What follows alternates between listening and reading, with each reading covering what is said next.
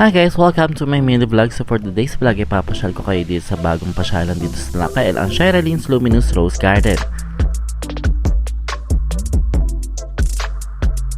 Hanapin nyo lang ang Gateway to Heaven. Ito ay makikita lamang sa may tabi mismo ng Infinity Paris at iba pa. So meron dyan kalsada papasok sa loob, makikita nyo yung signage. So hanapin nyo lang Infinity sa harap ng Gateway at meron papasok, makikita nyo yung poster na yung 5,000 roses at may papasok na kalsada. Dyan talaga yun, huwag kayong malito.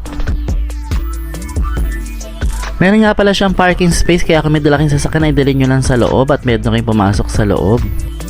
May entrance nga pala ng 70 pesos pero unlimited na kayong pumunta dito. Bali pumunta kami dito mga 10 PM na yata kaya wala na masyadong tao.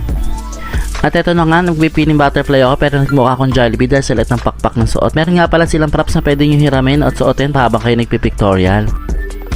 May available din na payo na pantokyo na pwede nyo gamitin pa emote-emote habang naglalakad sa garden.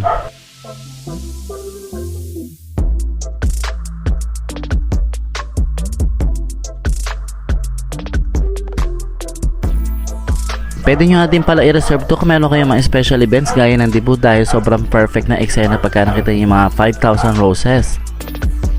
Unang sumikat nga pala yung Luminous Roses sa may Cebu pero hindi mo na kailangan pumunta ng Cebu. Pumunta ka lamang dito sa San Roque, sa Nakael, Bulacan at ma-enjoy mo na ang napakagandang mga roses at may kasama pang butterfly.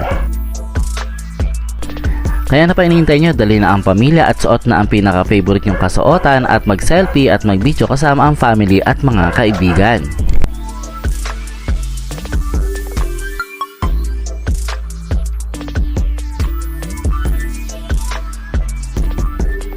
Hello guys, so I'm now with Ma'am Shaira and meron po siyang sasabihin sa inyo. Hi guys! Welcome to Shiralene's Luminous Rose Garden. Open po kami until 5 PM to 12 AM. Okay, so, Only 70 pesos entrance po. okay, so located lang siya dito sa may San Roque, tapat lang ng ano yan? Yung cemetery? Ano po siya? Gateway ba yun? Opo. Ayan. Kahilera po siya ng Infinity Paris and Beef Shop. So yung looban siya, huwag kayong malito, meron talaga dito sa loob. So again, punta na kayo dito sa garden ni Ma'am Shaira para na kayo nag-Cebu. Hindi nyo na kailangan pumunta ng Cebu para ma-experience itong ganitong mag-guest. Thank you. Thank you.